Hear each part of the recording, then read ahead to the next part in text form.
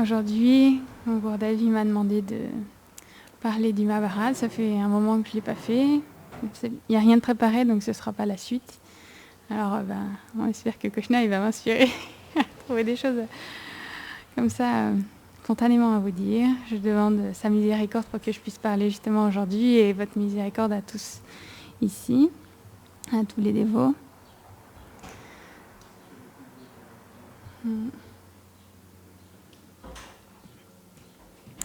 Om Agana Timirandasya Gyanam Jaram Sharakaya Shakshurun Militam Yena Tasmai Shigurave Namaha Shri Chaitanya Manobhistam Stapitam Yena Bhutare Svayam Rupa Kadamadyam Dadati Svapadantikam Vanchakarpatarubhyascha Kripa Sindhubhya Evacha Patitanam Pavanibhyo Vaishnavebhyo Namo Namaha Jai Shri Krishna Chaitanya Prabhu Nityananda Shri Advaita Gadadara Srivasadi Gaura Bhakta Vrinda Hare Krishna Krishna Krishna Hare Hare Hare Rama Rama Rama Hare Hare Namam Vishnu Padaya Krishna Prestaya Bhutare Srimate Bhaktivedanta Swami Niti Namine Namaste Sarasvate Deve Gauravani Prachaline Nirvishesha Shunyavadi Prastacha Deshatarine.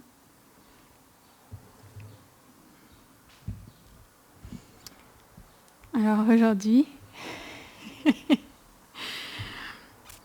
si on me demande comme ça de parler du Mahabharata, alors je dirais que ce serait bien de parler d'un passage où on peut aussi entendre les gloires de Krishna et de Balaram, puisqu'ils sont ici présents et on aime bien aussi chanter leur gloire. Et c'est vrai que Arjuna, il est très proche de Krishna, il se voyait très souvent, et ils passaient beaucoup de temps ensemble, en amitié vraiment proche. Et c'est aussi ce qui fait que, parce que dans le Mahabharata, c'est dans sa forme de Krishna, il a beaucoup de douceur. Bien évidemment, il a encore plus de douceur dans ses divertissements à Vraj, mais on voit que quand même dans ses divertissements à Dwarka, il a un mélange des deux. Donc, on peut aussi voir son aspect où il est puissant, puisqu'il a aussi vaincu aussi beaucoup de rois, etc. Et il a quand même un rôle royal à tenir. Mais il a aussi un côté avec beaucoup de douceur et il a son côté aussi très rusé et très compliqué à comprendre qu'on découvre aussi dans ses divertissements à Dwarka. Et plus il est dans sa douceur et plus il va montrer des aspects qui vont être, c'est vrai, parfois un petit peu difficiles à comprendre. Et du coup, je pensais au divertissement où Arjuna il s'en va en exil pendant une année, parce qu'on sait que quand les Pandavas, ils ont pu, pendant une période de temps, acquérir la moitié du royaume de leur père, de leurs ancêtres. Ils ont construit un royaume qu'on appelait Indraprastha, parce qu'il ressemblait comme au palais de Indra. Et ils étaient tous les 5 mariés à une même épouse qu'on appelle Draupadi. Et pour qu'il y ait une bonne entente, parce que c'est vrai que ce n'était pas quelque chose de commun, que plusieurs époux se marient avec une femme, plusieurs hommes se marient avec une femme, on entendait plutôt parler de l'inverse, que des rois, ils avaient plusieurs épouses, mais l'inverse était un peu moins connu, mais il était existant, c'est quelque chose d'authentique. Au moment où ça s'est passé, ça avait beaucoup intrigué. Et ils avaient montré que c'était déjà arrivé, des exemples de brahmanas, etc., de sages dans la forêt, plusieurs frères qui étaient mariés à une même femme. Donc c'est des choses qui avaient déjà existé et qui étaient authentiques. Mais il fallait quand même mettre une entente pour pas qu'il y ait des conflits et de la jalousie qui se développent entre les différents frères. Et il y a une règle qui a été mise en place. Chacun passait un temps on va dire intime, chacun à leur tour avec leur épouse. Et quand un des frères était avec Draupadi dans une pièce, il ne fallait pas qu'il soit dérangé par les autres frères. Et il se trouvait qu'un jour, il y a un vacher qui est venu en urgence dans le palais des Pandavas pour dire qu'il était en train de se faire kidnapper ses vaches. Il avait besoin de l'aide puisque le rôle des kshatriyas, le rôle des guerriers, il est de protéger le peuple et de protéger les vaches. Et dans l'urgence, Arjuna il s'est retrouvé face à une situation compliquée parce qu'il fallait qu'il réponde à cette demande puisque c'était son devoir de protéger le peuple. Mais en même temps, son arme, elle était entreposée à l'endroit où Yudhishthir, son frère aîné, il était avec Draupadi. Donc il n'avait pas le droit de rentrer dans cette pièce et en même temps, il fallait qu'il sauve en fait ce Vaishya de sa situation délicate. Du coup, il a pris sur lui parce que le plus important, c'était pas le fait que... Parce que si jamais cette promesse elle était rompue, il fallait que cette personne elle parte en exil pendant 1 année. Donc c'était l'entente qu'ils avaient eue. Mais pour lui, c'était plus important que le royaume soit sauf plutôt que juste lui, il ait besoin de partir en exil. Alors il a pris sa décision de rentrer dans la pièce et sans vouloir perturber son frère aîné, il a juste comme voulu récupérer son arme. Et Yudhishthir, il a tout de suite pardonné son frère parce qu'il a compris la situation dans laquelle il était. Et pour lui, c'était pas grave ce qui s'était passé. Et donc Arjuna, après avoir sauvé les vaches, il est revenu et il a commencé à expliquer à Yudhishthir, voilà, maintenant j'aimerais ta bénédiction, parce qu'il est son frère aîné, j'aimerais ta bénédiction, et maintenant il faut que, pour respecter le vœu qu'on a formé tous les 5, il faut que je parte pendant 1 an en exil. Et quand Yudhishthir il a entendu ça, parce que ces 5 frères, ils sont comme les 5 doigts d'une main, en fait, ils sont très liés, ils ne sont jamais séparés, et Arjuna, il est vraiment comme un joyau parmi eux, en fait, il est vraiment très cher au cœur de Yudhishthir. Et quand rien qu'à la pensée, et quand Arjuna il a dit qu'il devait partir, alors ça a brisé son cœur. Il dit mais non, enfin, je comprends la situation, c'était pas de ta faute, il fallait que tu puisses rentrer, et t'inquiète pas, tu nous as pas perturbés, etc. Et donc il a commencé à parler comme ça. Et Arjuna, il n'a pas voulu entendre ça parce qu'il fallait que leur parole elle puisse être vraie et que leur promesse elle a été faite telle qu'elle, et les kshatriyas ils doivent toujours respecter leur parole. Alors il a dit, s'il te plaît, maintenant il faut que ça se passe comme ça et il faut que je parte en exil pendant 1 an. Et bien évidemment, Yudhishthir, il s'est vu contraint de devoir accéder à la demande de son frère, et c'est comme ça que Arjuna, il est parti pendant 1 année. Et on sait que, je ne vais pas forcément détailler toute cette année d'exil, mais il a fait un tour, enfin il est parti comme simple, avec des vêtements, enfin il est quand même parti avec ses armes, etc. Mais il est parti comme un pèlerinage en fait. Et il a commencé à marcher et à faire comme le tour de ces terres. Et on sait qu'il a rencontré en premier, un jour il se baignait dans le Gange, je pense que c'était le Gange. Et il a été attrapé pendant qu'il était en train de nager. Il a été enfoncé dans les eaux en fait. Et pourtant Arjuna il est quelqu'un de terriblement puissant et il a pu rien faire à ce moment-là, il a pu rien faire. Il a été emmené dans un palais et tout d'un coup il s'est retrouvé dans une pièce comme ça avec un feu de sacrifice qui était en route, et peu de temps après, il essayait de voir ce qui se passait. Il a vu une jeune femme qui est rentrée dans la pièce, et quand il a vu cette jeune femme, il a commencé à comprendre ce qui se passait. Et en fait, c'est Ulupi, qui est une Naga, donc c'est une femme dans la race des Nagas, donc une Nagapatni. Ça veut dire qu'ils sont comme des serpents en fait. On voit souvent, ils ont des formes comme Kalia, etc. Et elle avait une forme complètement comme une forme humaine. Elle s'est présentée devant lui avec des beaux vêtements, etc. Elle a partagé son sentiment que quand elle avait vu nager dans le Gange, alors elle avait été prise de désir pour lui, et du coup elle voulait s'unir avec lui. Et au début, il a commencé à argumenter en disant je suis parti pendant 1 an, j'ai comme un vœu de célibat, etc. Et elle lui a expliqué non, en fait, tu es parti pendant 1 an et avec ton épouse Draupadi, tu peux pas la rencontrer, etc. Mais voilà, ça n'empêche pas que on peut se marier, etc. C'est pas contre le vœu que tu as formulé. Et en plus de ça, elle a amené le fait que si jamais elle refusait, alors elle se donnerait la mort. Et donc, dans son rôle de kshatriya, il peut pas vraiment refuser, en fait. Déjà parce qu'il est obligé de sauver quelqu'un qui est dans le besoin et qui lui réclame de l'aide.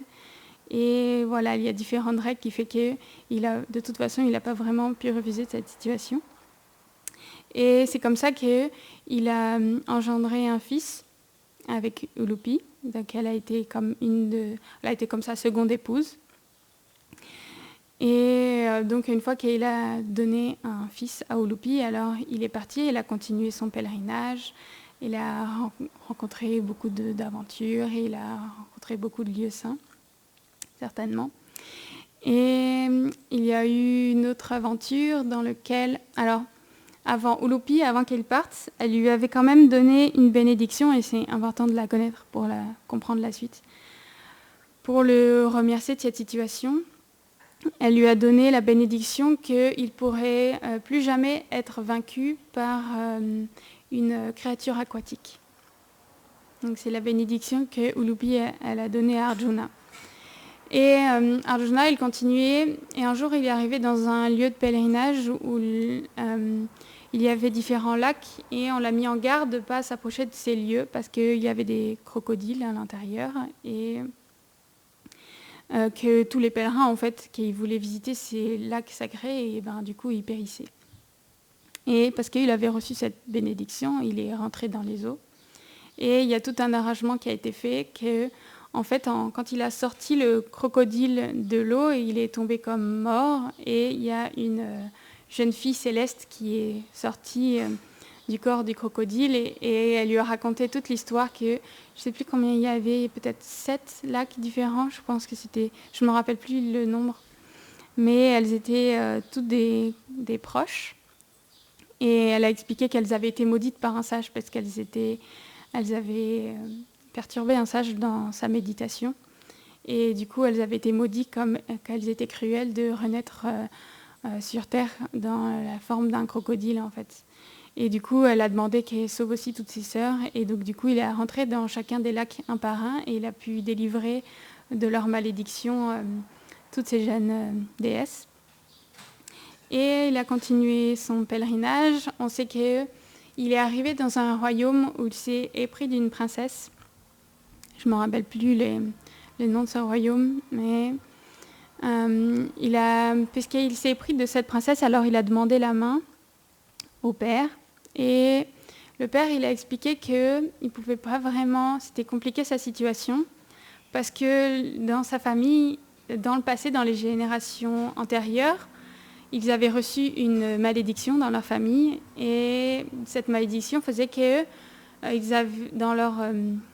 les héritiers du royaume, ils pouvaient engendrer qu'un seul enfant. Et à chaque génération, depuis cette malédiction, ils avaient engendré un fils. Sauf que lui, il avait engendré une fille. Alors, puisqu'il avait la possibilité que d'avoir un seul enfant, alors son royaume, il n'avait plus d'héritier. Alors, il a demandé à Arjuna, il a dit, je veux bien te donner la main de ma fille, à une seule condition, c'est que votre enfant, votre fils, il sera l'héritier de mon royaume, parce que la coutume voudrait que l'épouse, elle accompagne son époux et elle aille dans son royaume, etc. Mais là, il a demandé une faveur contraire en expliquant que son royaume avait besoin d'un héritier et que si c'était possible que ça puisse se passer comme ça. Alors du coup, Arjuna, il a accepté, il a engendré un fils à cette princesse, et il lui a demandé de rester à cet endroit-là, puisqu'il n'avait pas fini toute sa mission et qu'il viendrait la rechercher plus tard. Et donc, de toute façon, voilà, il fallait que son fils il soit élevé dans ce royaume et qu'il prenne la suite dans ce royaume-là. et il a continué son pèlerinage. Et il avait réservé, on va dire, le meilleur pour la fin dans son pèlerinage, parce qu'il savait qu'en faisant une boucle, il finirait par Dwarka. Et en fait, il avait beaucoup entendu parler de la sœur de Krishna. Longtemps avant, quand il avait été étudiant auprès de Drona, il y avait quelqu'un dans la famille aussi, un cousin de Subhadra, qui est la sœur de Krishna. Elle avait parlé ce cousin, il avait parlé de Subhadra à Krishna, et quand il avait entendu la beauté et les belles qualités de Subhadra, alors il s'était pris d'elle et il avait comme plan de profiter de cette année-là pour finir la saison ici, puisqu'en plus la saison des pluies allait arriver. Il est de coutume que pendant la saison des pluies, on se fixe à un seul endroit, on ne peut pas continuer les pèlerinages, etc. C'est compliqué avec toutes ces pluies, donc on reste fixé à un endroit. Et donc il est arrivé aux portes de Dwarka, puis il n'avait pas encore vraiment connu Dwarka à ce moment-là. Et il est arrivé, c'est comme une île, et elle est reliée à la terre par un immense pont magnifique, et il est arrivé à cet endroit-là, et Krishna, bien entendu, il savait que son ami allait arriver. Et du coup, il allait le rejoindre avant le pont, en fait, avant que Arjuna il traverse. Krishna, il l'a rejoint dans un endroit reculé.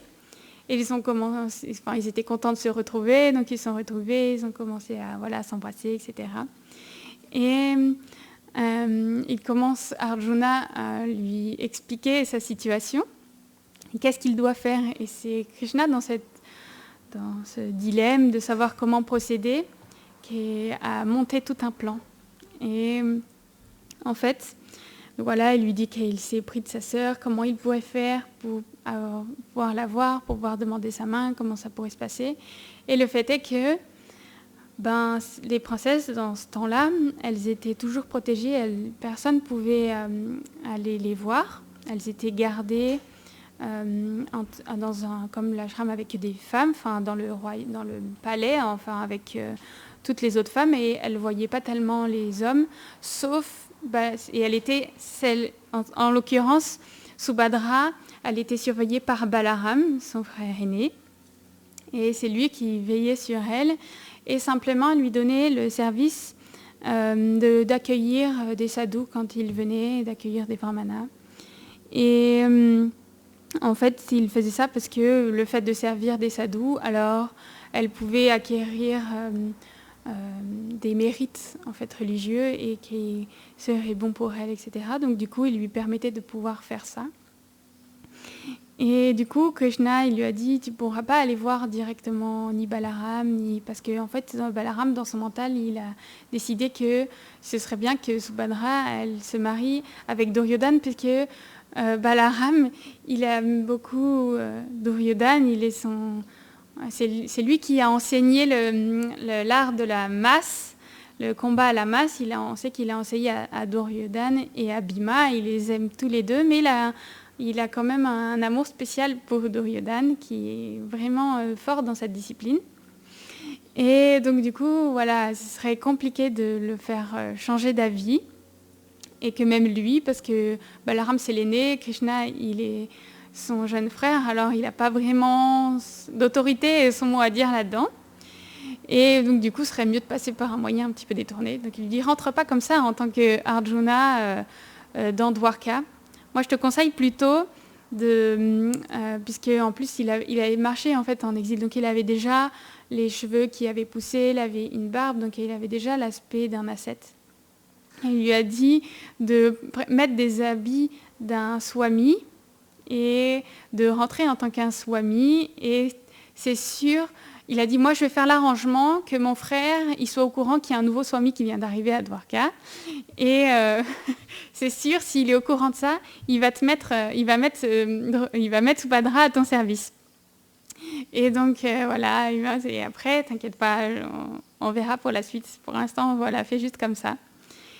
Et parce que l'idée aussi, c'était que Arjuna, il avait envie de marier Subhadra, mais en même temps, il voulait savoir si ses sentiments ils seraient réciproques. Il ne voulait pas forcer les choses et il voulait que les sentiments de Subhadra ils soient réciproques avec lui. Et donc du coup, c'est aussi pour ça qu'il voulait la voir avant. Et donc du coup, Krishna, il est rentré en premier. Et après, donc du coup, il s'est changé, Arjuna, et il a commencé à marcher sur le pont. Et dans son habit de Swami, alors toutes les gardes, parce que c'est un pont immense, c'est un endroit c'est même mieux que céleste en fait. C'est plein de joyaux, c'est vraiment resplendissant. Et il a commencé à marcher comme ça. Et il y a comme plusieurs postes de garde tout le long du pont et dans son habit. Alors personne ne l'a reconnu en tant qu'Arjuna. Et il a pu passer comme ça et toutes les portes lui étaient ouvertes pour rentrer dans Dwarka. Et arrivé dans Dwarka, il est logé avec des personnes de Swami, enfin voilà, comme c'est fait traditionnellement. Et Krishna, il a fait l'arrangement pour dire à son frère qu'il y avait un nouveau Swami en ville, comme il l'avait prévu. Balaram, il a fait requérir cette personne-là. Et donc, il l'a fait venir dans son palais. Et il lui a expliqué qu'il avait sa sœur. Et en fait, il l'a fait venir là où il y avait Subhadra. Et au fur et à mesure du temps, Subhadra a commencé à servir Arjuna. Et Subhadra, elle a été fort étonnée de l'apparence de ce Swami parce qu'elle avait déjà vu beaucoup de Swamis. Mais ce Swami-là, c'était vraiment bizarre parce que un Swami, c'est pas...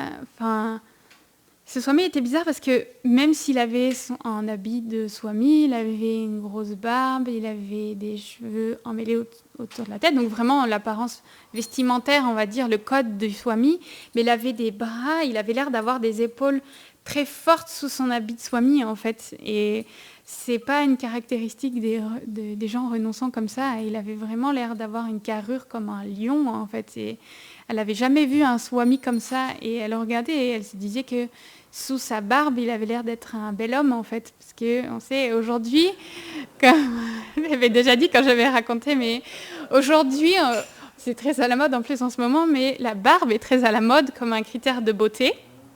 Mais à l'époque, c'était une caractéristique de renonçance. C'était pas du tout forcément un caractère. Ils avaient la moustache, à la limite, on a entendu que les kshatriyas, ils avaient une moustache, mais ils n'avaient pas la barbe, parce que la barbe, c'est comme le renoncement au corps, et on laissait pousser comme pour... voilà, et on n'entretenait pas les cheveux, ça faisait comme des dreadlocks. Donc ça, c'était un sort de renoncement, et c'est pas un critère de beauté. Donc la façon dont c'est écrit, c'est que sous sa barbe, elle a vu que c'était un bel homme. C'est pour dire que, voilà, ça explique, on va dire, les critères de beauté de l'époque. Et le temps passe, et en plus, ce qui est encore plus bizarre, c'est qu'il ne la regarde pas comme les autres familles, il la regarde d'habitude. Il est un peu complètement perdu, Arjuna, parce que quand il a vu, parce qu'il n'avait pas vu physiquement, il avait entendu parler d'elle, mais il n'avait pas vu. Et Subhadra, elle est tellement magnifique, elle est vraiment merveilleuse. Et elle a comme le teint de l'or, et il a du mal à ne pas la regarder, et il devient comme maladroit aussi. Quand on va lui poser des questions, presque il va bégayer, il ne sait pas quoi faire. Et elle remarque aussi sa fragilité par rapport à ça, et vraiment, en même temps, elle est troublée, elle ne sait pas quoi penser. Et le temps passe comme ça, où il y a une sorte d'attraction, mais c'est mystique, c'est un petit peu bizarre. Et au bout d'un moment, Krishna, il vient voir Subhadra, et il commence à parler de Arjuna, qu'il aurait pour désir... de se marier avec elle, etc. Et en fait, elle l'a déjà vu. Et là, en fait, il lui fait comprendre que ce Swami qui est là depuis toutes ces semaines, en fait, c'est ce Arjuna qu'elle-même, elle avait entendu parler des gloires de Arjuna. Elle-même, elle avait envie de rencontrer ce Arjuna parce qu'elle avait entendu ses gloires. Et effectivement, réciproquement, comme Arjuna, elle avait été aussi attirée par lui. Et elle est très contente de cette situation. Mais Krishna lui dit, attends, pour l'instant, continue à jouer le jeu. Ce n'est pas le moment de tout révéler. Il faut monter un plan. Et en fait, il faut que tu attendes le bon moment, mais on va faire en sorte, t'inquiète pas, Arjuna, un jour, il va venir et il va te kidnapper. Mais là, c'est pas le moment. Et Arjuna, pareillement, il a eu des moments où il a pu voir Krishna, il lui dit maintenant comment faire. Voilà, donc ils ont fait comprendre l'un l'autre leur attirance. Et Krishna, il dit voilà, maintenant, il faut vraiment que je fasse quelque chose, ça va être trop tard après. Et qu'est-ce que je pourrais faire? Et Krishna, il lui explique que le meilleur moyen et le plus glorieux, ce serait de kidnapper sa bien-aimée, puisqu'elle est la méthode de prédilection, la méthode la plus honorable et la plus louée, on va dire, pour acquérir une épouse, c'est de la kidnapper au milieu de beaucoup de guerriers puissants.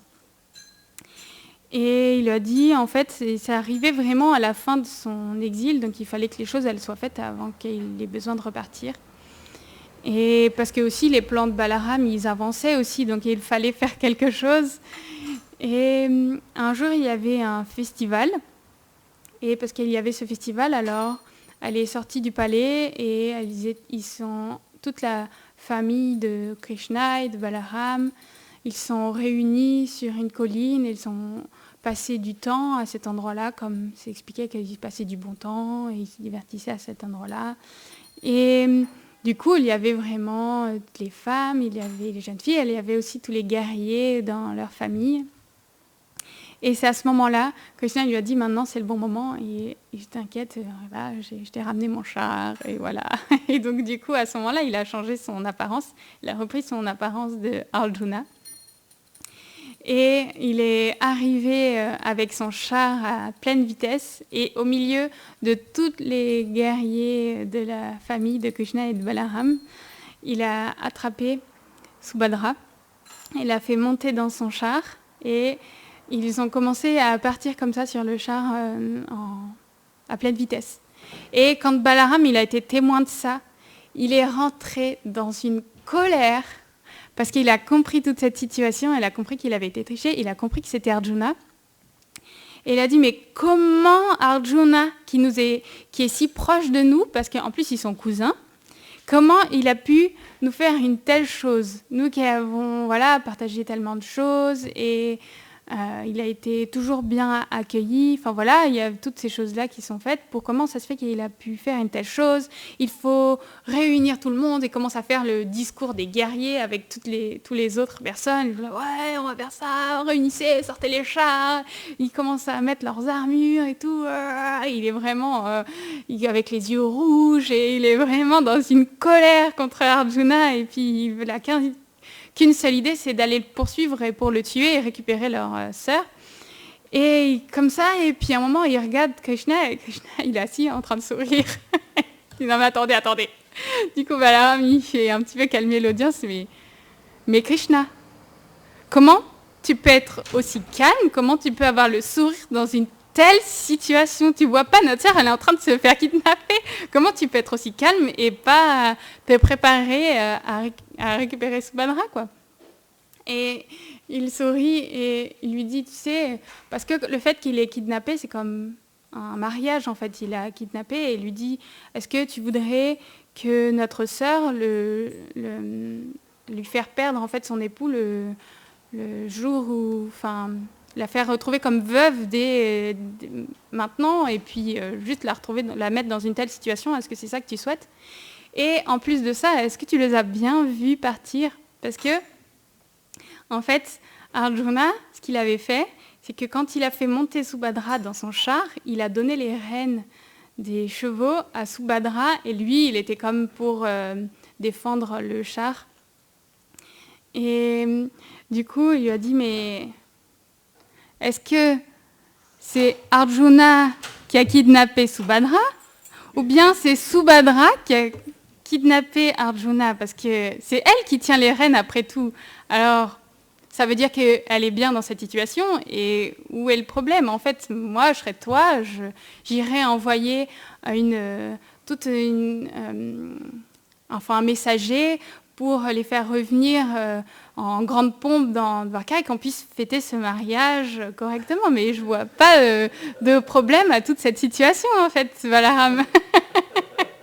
C'est là où on voit toutes les ruses et tous les plans de Krishna. Ils étaient enfin arrivés à terme. Et du coup, Balaram, il a réussi avec les paroles de Krishna à s'apaiser, et du coup il a fait comme Krishna il a dit, et ils ont fait revenir ils ont fait revenir Arjuna et Subhadra, et ils ont fait une vraie cérémonie de mariage, etc. Ils ont fait comme ça, et c'est vrai que c'est un épisode qui montre vraiment le caractère de Krishna et comment il résout toutes ses affaires, toujours dans les règles, mais toujours avec beaucoup de ruse et beaucoup d'humour et beaucoup d'amour.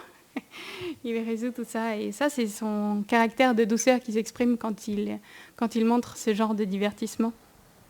Et c'est tellement merveilleux d'entendre tous ces divertissements de Krishna aussi à Dwarka, et c'est très amusant aussi.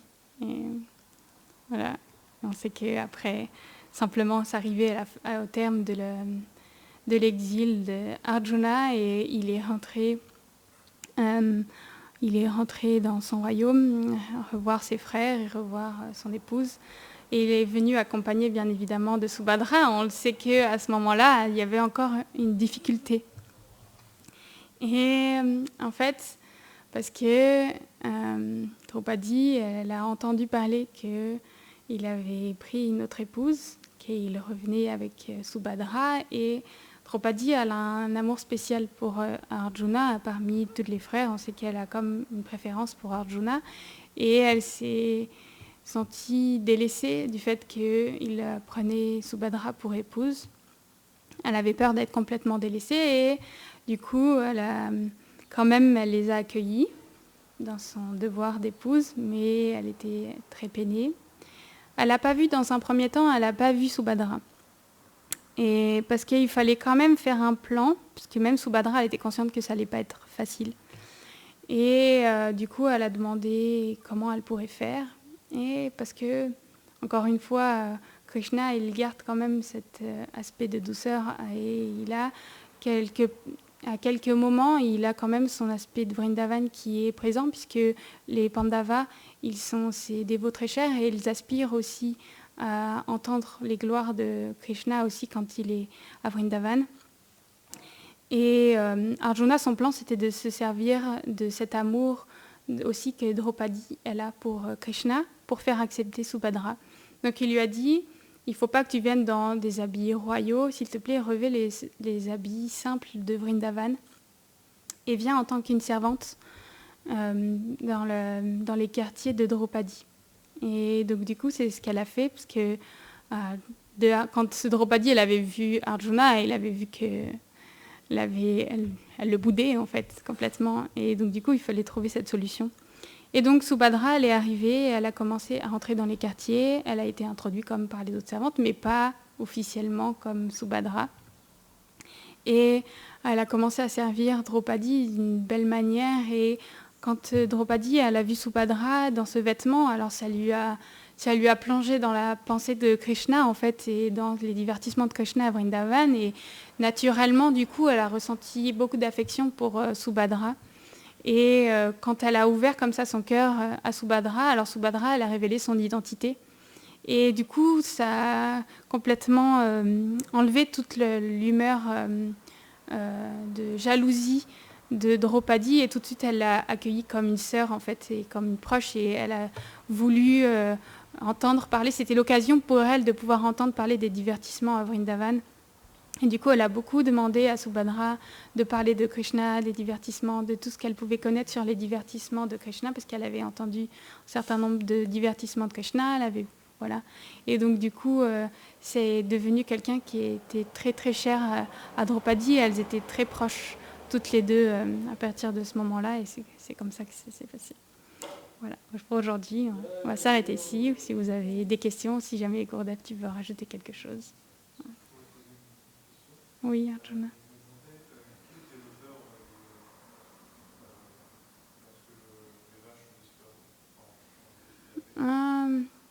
quand les vaches ont été kidnappées, c'était pas spécifié à ce moment-là. C'était qui? C'était juste dit que c'était des voleurs, mais c'était pas. Il y a d'autres moments où on a entendu plusieurs fois parler de voleurs de vaches, où effectivement Duryodhana, etc. Il a été impliqué, mais à ce moment-là, c'est pas clarifié, c'est pas spécialement, pas dans les points que j'ai vus. Enfin, c'était pas comme le point le plus important, et c'était simplement, elles avaient été dérobées.ใช่